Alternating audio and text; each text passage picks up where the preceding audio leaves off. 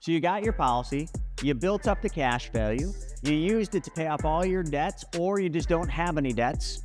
Now what? Well, that's where Private Money Club steps in. You see, I was told a long time ago by one of my mentors that the ultimate in real estate is being the bank. And I know this to be true because when I was flipping houses and doing all the real estate, the one who made the most amount of money was the person who was lending the money, i.e. the bank or the private lender or the hard money lender. They always made money with the lowest amount of risk and with hardly any work. And you know what? I always looked at that saying, I gotta be the bank.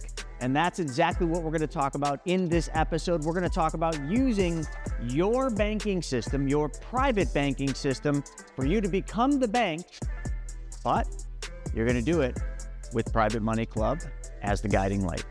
And it's going to be super easy because now what you've got is Private Money Club, the only dating site for money where people with money meet people that need money. And guess what? You're the one with the money. You're the one who's going to become the bank. Let's get started.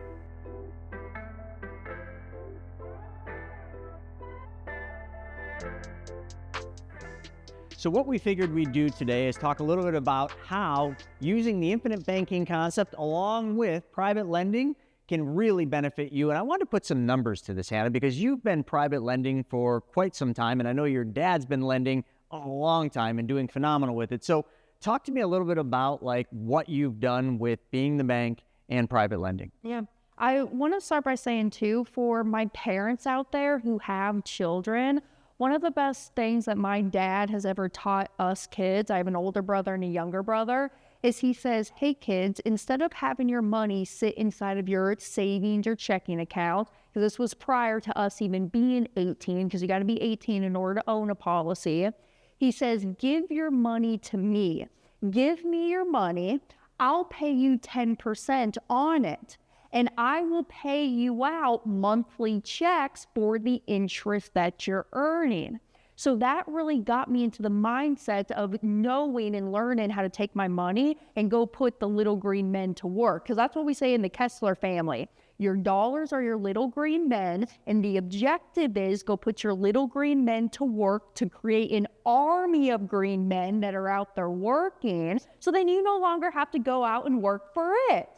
So then as time evolved, I was 18, and I remember this, it was on my 18th birthday, I was working a shift at Cracker Barrel, and Dad comes in, I was working the 7 to 2 shift, so he picks me up after 2 o'clock when I clock out, and he says, hey, we're gonna go on an adventure, we're gonna go down to Commerce Bank.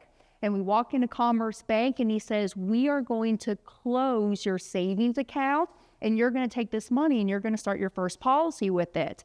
And back at that time, I think I had like $5,200 in there, you know, money from Christmas, birthday money, from Nanny and Papa, Grandma and Grandpa. And I took that money and I paid for my year 1 premium into that policy. And then it was also designed for me to do monthly premium contributions. Because at Cracker Barrel, back then, I was saving up about $100 a week. That's $400 a month. And that's how I landed on 400 monthly premiums into that first policy. So then from pivoting and not using my savings account any longer to do this lending with Dad, I then started to use my policies and gave that money to Dad. And I still was earning the 10%. But now Dad was smart because you know what he was doing. This is what I've been thinking about the whole time. I'm like, how smart.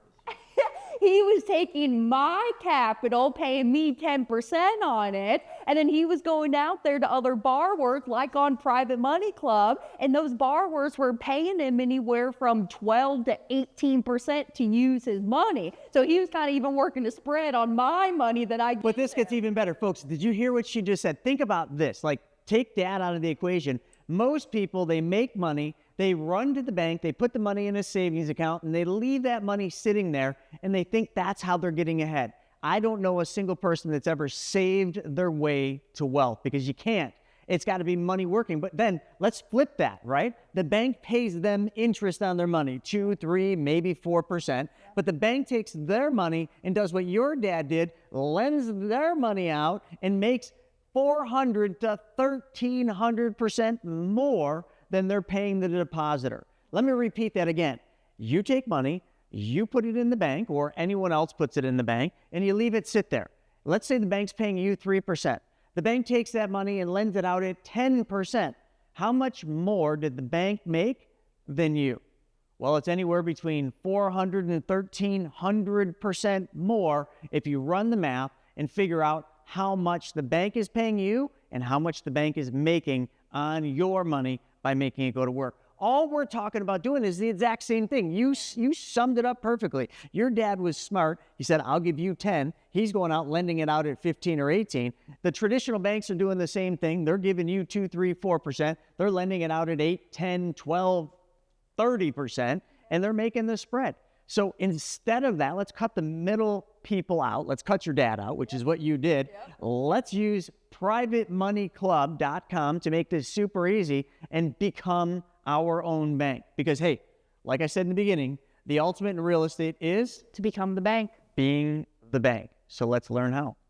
So, Chris, I know a lot of people want to know as well, why was PMC, Private Money Club, even created?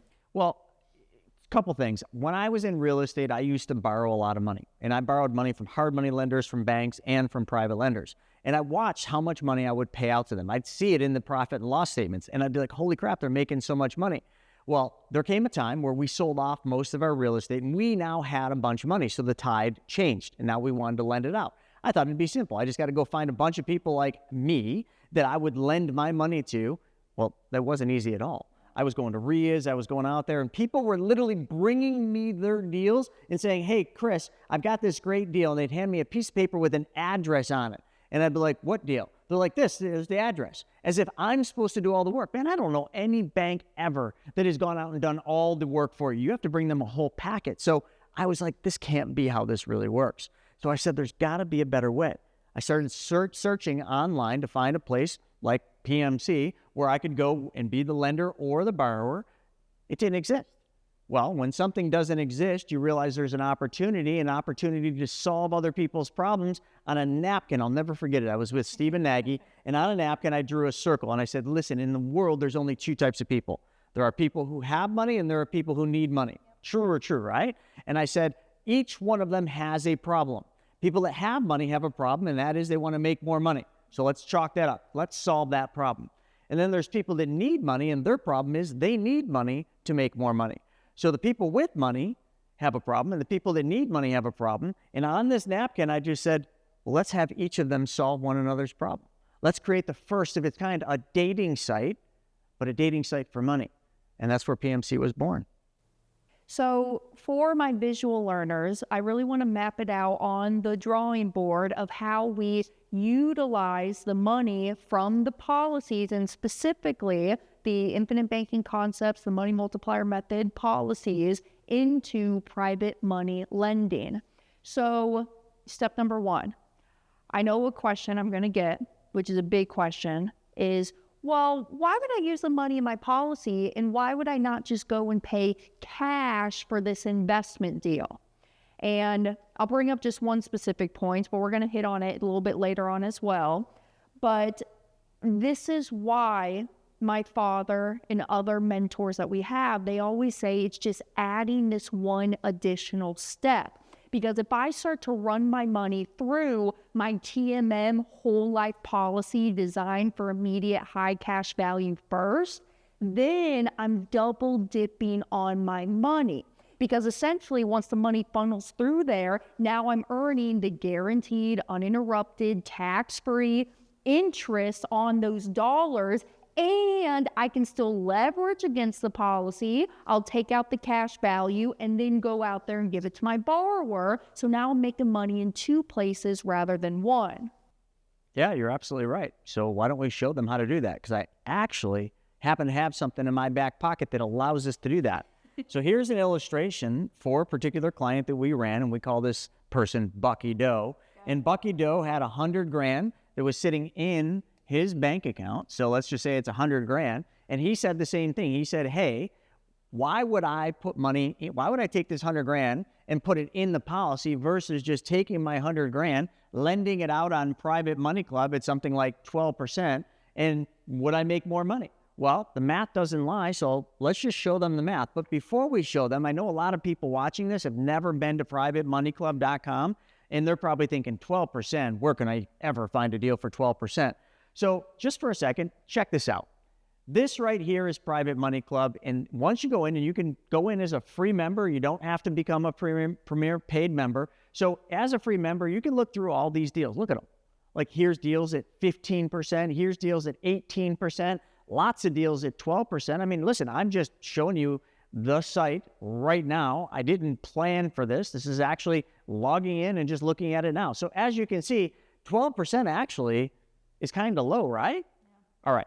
Well, let's dive into that. So if we look at Bucky Doe's plan, all right, so Bucky Doe, all he did is he took the $100,000 from his bank account and changed where it went and put it into this specially designed high early cash value policy. And he did that for a couple of reasons. Number one, he loved the fact that he earned guaranteed interest. Now, he's getting guaranteed interest in the bank, but Bucky Doe was smart enough to know that the bank isn't going to keep the same interest rate. So he's earning like 3% in the bank account, but he knows that that's probably going to go down when Mr. Jerome Powell decides to drop rates, and that might be pretty soon.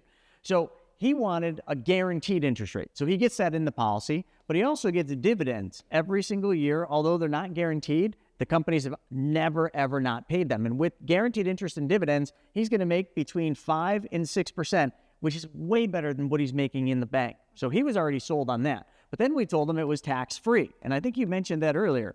That's right. So 5 or 6% that you earn in a dividend crediting rate, tax-free, is way more than what the bank's going to pay you in taxed interest. So we already know we're better. Plus, Bucky Doe has a young family, so that death benefit was certainly important to him. So right out of the hole, that's why the whole life was better. But one more though. What's that? Protected against judgments and liens in most states. That's right. I had a client in the other day, and they were looking at it, and they're saying, all right, well, what if I get sued? What if I buy this rental, someone slips and falls and sues me? So I looked up their state, there's a website, and I said, you know what? Your cash value has unlimited protection. And this was Pennsylvania, just so you know, but every state's a little different. So in Pennsylvania, where this person was, if somebody slipped and fall and they had $10 million in their policy, that money's protected against judgments and liens. Which you can't get better than that. No, not at all. All right, so let's assume you go to privatemoneyclub.com and you find yourself a deal on there that pays you 12%, which would most likely be a first position deal. So if you got 12% and you had the money in the policy, let's just pretend that Bucky Doe put $100,000 in all at once. He dumped it in.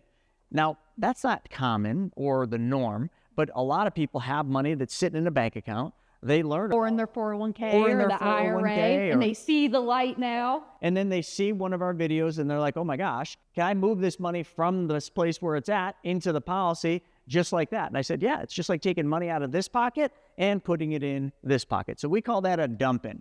So Bucky Doe dumps in $100,000 all up front into the policy. Hannah, how quickly can Bucky Doe use that money? Immediately, within 30 days. Yep.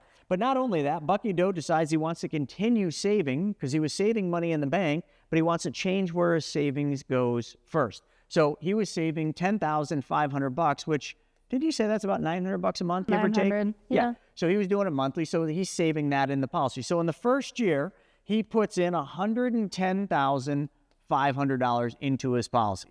This is just money he was already saving, so it's not like it's anything new. He's already used to doing this. I'll even add too, you can pay your premiums monthly, quarterly, twice a year, annually. People get to choose how frequently that they want to deposit into their policy. Actually, let me just show you this. So here is Bucky Doe's policy design. You can see Bucky Doe's a 45-year-old male, puts $110,500 in the policy in the first year, but in the first year has access to 92.48% of his money, or $102,108. So let's just say he's got access to $102,187. Now, Hannah, a lot of people would be like, well, that's crap.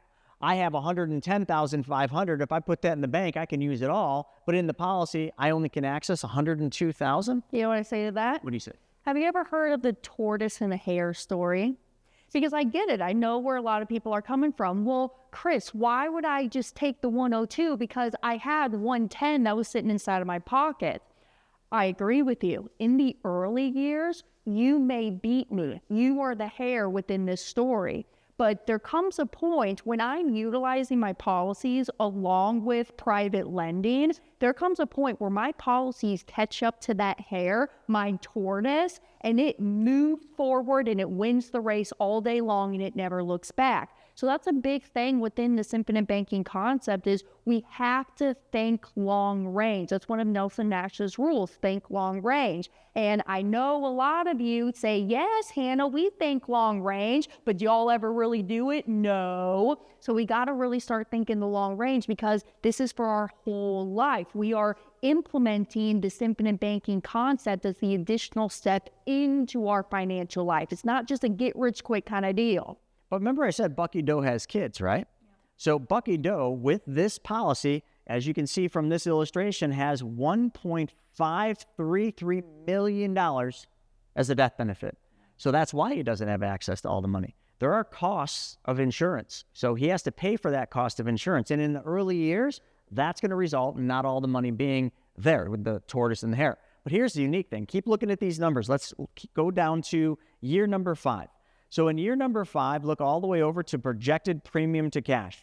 You see that? That's $2,663. Now, right now, you don't even know what that means, but what that means is by that year, which is the 5th year, Bucky Doe has now made $2,663, but has a death benefit at that point in time of $1.6 million and change.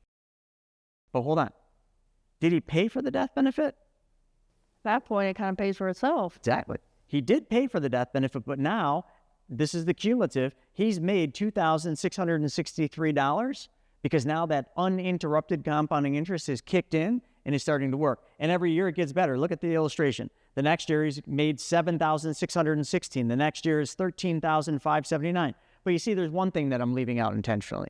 This is assuming Bucky Doe never takes his cash value. True. He gets all of his money back by the 5th year and still has a death benefit. So all those buy term invest the difference people, like they don't quite understand that. Like Bucky Doe got all of his money back and made money and will make money the rest of his life. That's the tortoise and the hare. But let's go one step further. Remember I said the ultimate in real estate is being the bank? What if Bucky Doe in the first year, Bucky Doe took his available cash value, which was $102,187. And what if Bucky Doe found a deal on Private Money Club that was paying him 12% in first lien position? Could Bucky Doe use some of that $102,000? I know a lot of deals that are looking for that. Hannah, can you explain to the audience how Bucky Doe could use $100,000 of that $102,187 to lend it out? How does that work? And why would he take a loan from the policy versus a withdrawal? Yes. So the reason that we're really taking loans from the policy and not withdrawing the money, because when I'm calling up to the insurance company and I say, hey, I see I have a cash value of $102,187. I want to take out $100,000. You'll notice that, first of all, the insurance company never asks you what you're using the money for, when you're going to be paying it back, or how you're going to pay it back, because at the end of the day, they just don't care. This cash value that we're loaning out of the policy, it's nothing more than a prepayment of our death benefit. We're just using that death benefit early and while we're living to create us more passive cash flow that's coming into the family. So it's totally opposite and different than just a withdrawal. So for my naysayers, for lack of better words, who are saying, hey, well, why would I put the money into the policy first and then just have access to the 102? I could just take this 110 and withdraw it from my checking account to go give it to the lending deal. Okay, you could do that, but now you're just making money in the one place, because that 110 was sitting inside of your bank account, let's say earning 3% interest. And when you just withdraw it out of your checking account and go give it to your borrower now the money's only working in one place for you rather than two places. Because remember, we're taking out a cash value loan. We're not withdrawing our actual cash bucket. Again, we're putting our death benefit up for collateral, and we're taking a loan from the general funds of the insurance company. So we're using their money in the real world, and that's how and why all of my money still remains in the policy to grow and compound uninterrupted, tax-free for me. Double dipping. Yeah, so folks, just to kind of show it, let's say Bucky Doe started with 110.5, has 102, but needs 100 grand to do this private lending deal. The insurance company is literally going to do a ledger entry in their books and just subtract 100,000 from this 1.533 million. So if Bucky Doe were to happen to get in a car accident or pass away after they took the loan, the insurance company would pay 100,000 less because they advanced part of that death benefit. So this is the easiest way visually to look at it. So because the insurance company is just giving you part of your death benefit while you're living, does that mean that the insurance company doesn't really care if you ever pay the loan back? They never really care. They don't even ask. Now, I'm not saying that that's what you should do is just steal from your own bank. You always have to be an honest banker. Rule number 2 of Nelson Nash, don't steal the peas. Don't steal the peas. So be an honest banker. But just saying, they will never ask you for that 100,000 back. If you borrowed 100 grand from the bank, a hard money lender, an institution, I guarantee you they're going to have a problem if you didn't pay that loan back. But the insurance company says, hey, listen, no big deal. We promised we'd pay 1.5 and change when you die. But seeing as though we gave you 100,000 of that death benefit while you're living, we're just going to pay you less, or pay your family less, that would be. But let's get into the math because people are still hung up on the math. When you take a loan from the policy, the insurance company does charge interest. So the interest rate right now, and it varies, but let's just say it's about 5 to 6.7 is our highest interest rate. And that company is just one of the many. Most of our companies are right around 5% interest.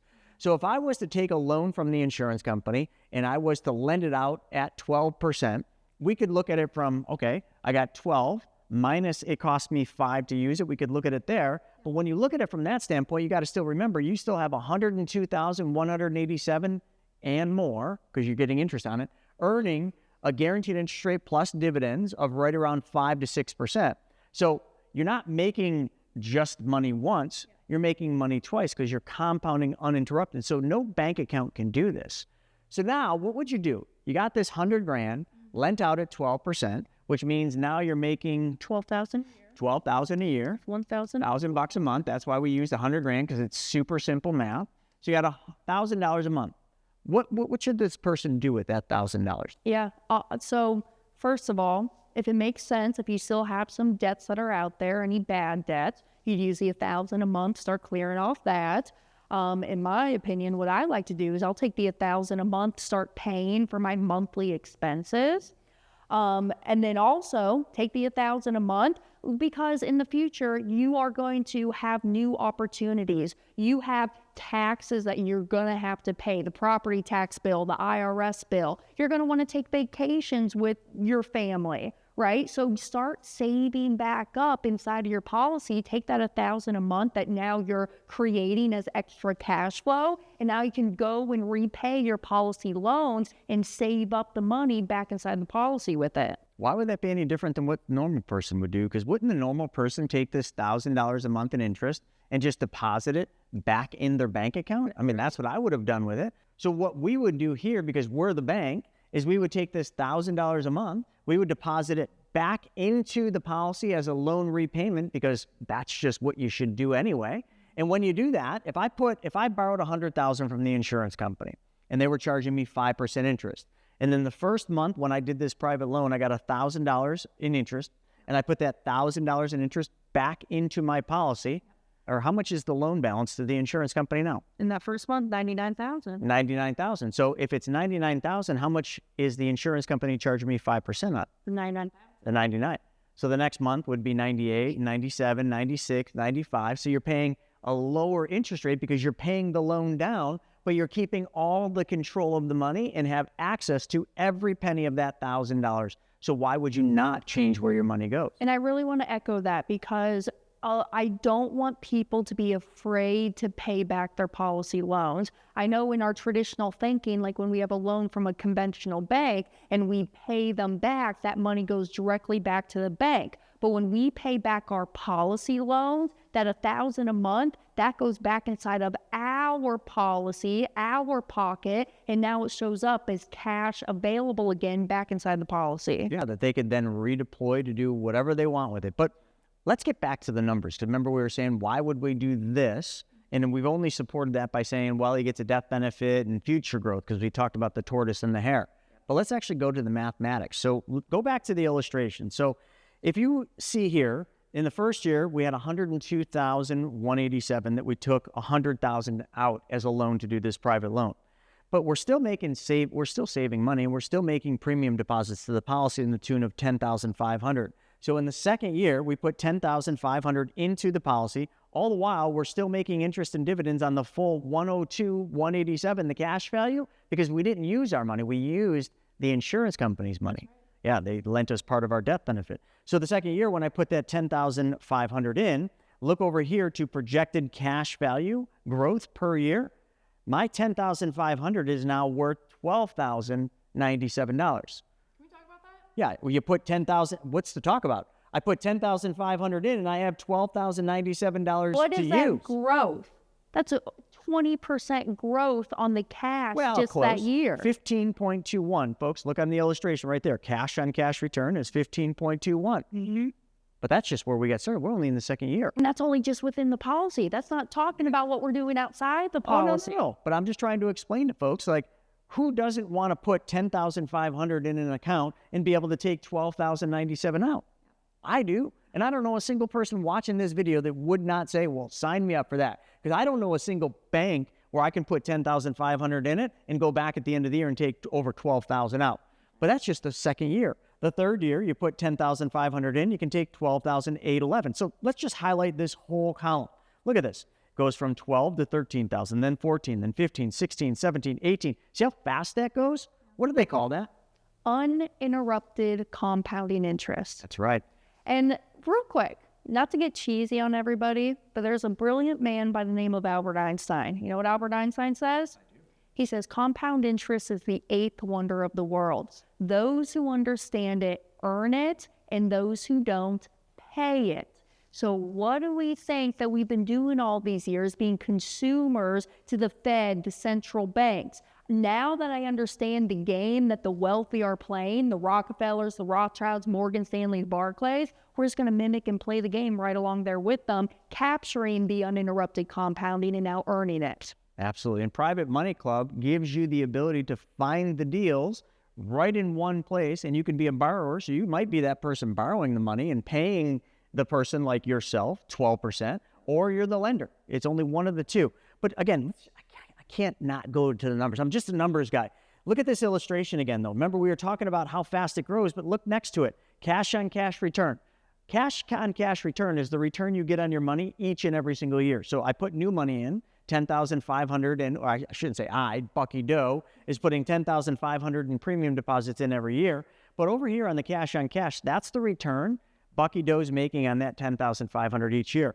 We got excited about that second year at 15.21. But the third year was 22. The fourth year was 29%. The fifth year, 37, 47, 56. Like, people don't even believe that's real. But this is just mathematics. As Albert Einstein said, it's the eighth wonder of the world. And that's all that's going on here. Don't make this complicated, folks. This is uninterrupted compounding interest at work and showing you the numbers. So I don't know why anybody would look at this and say, oh, that doesn't make sense for me, unless, because there are the couple out there, unless it's that person that says, nope, I want access to all of my money. So they're going to put it in the bank so that at the end of the year, they put money into the bank, and at the end of the year, they go back into the bank right before the new year starts, and they take all their money out, and they call us up and they say, see, I told you I could take all my money out. That's the person that this will not work for. You have to understand, if you're going to use this system, and I think most of our clients understand this, but we're talking to people that aren't clients yet. And also, we're going to give you the ability to watch another video after this. And if you want to book a call, we'll put the link to book a call with one of our mentors so you can figure out how this works for you. But there are some people that this is not going to be a fit for, and I understand that. But those people, eventually, this will make sense for. So hopefully that's not one of you. And Hannah, what would you say to that? I think the number one way to be financially free and to truly build wealth, not just for yourself, but future generations to come, is to really have your cash flow rise and exceed your monthly expenses. I truly think that's the definition of true financial freedom. And so now that we understand where I have to store my money, the policy, and then going and taking the policy money to work for us so that it exceeds our monthly expenses. Now, don't hit Parkinson's law, right? And I know I'm quoting a lot of Nelson Nash, and this all stems from his book, Becoming Your Own Banker, which I highly, highly recommend that you read. But don't allow your income, when your income starts to rise, what happens? Your expenses start to rise with it. So we need to be disciplined with this. And why I want people to really get this is because it's fun. When you really start to take back the control of the money in your life, you now start to take back the time in your life, the location, how you spend your time. And I just don't want people sitting in the rocking chair at 75 years old thinking, what in the hell did I do all of these years? I just worked. I didn't take my vacation time, and now I'm here and I have nothing really to show for it. I don't want that to be you. That's a really good point. But again, one of the most important things, like I said earlier, is you cannot save your way to wealth. So if you're just saving money, putting it in a 401k, putting it into the bank account, hoping something miraculous is going to happen, nothing's going to change. The banks, the institutions, and Wall Street are going to keep making money on your money because they're making your money work for them. All we're showing you here, folks, is the way for you to make your money work for you so you don't have to continue to work for money. That's the name of the game. All folks are working toward is this magical date in the future called retirement, which really all retirement is the day where your money works for you and you no longer have to work for it. We're just trying to get you there a lot quicker by making your money work twice as hard, because if you were paying attention, your dollars in this model work for you twice. So every dollar is making money twice for you. You're making interest and dividends on your original money, and then wherever it's going to work, here, private money club and a private lending deal, making 12%, that's making money twice. So Hannah's using Private Money Club, I'm using Private Money Club, and a lot of you are probably using Private Money Club to either borrow money or to lend money. But if you're not using Private Money Club, this is a great opportunity for you to start. But before you start, I want to give you one more video to check out. This video right here is all about private money lending. Check it out, and we'll see you on the next one.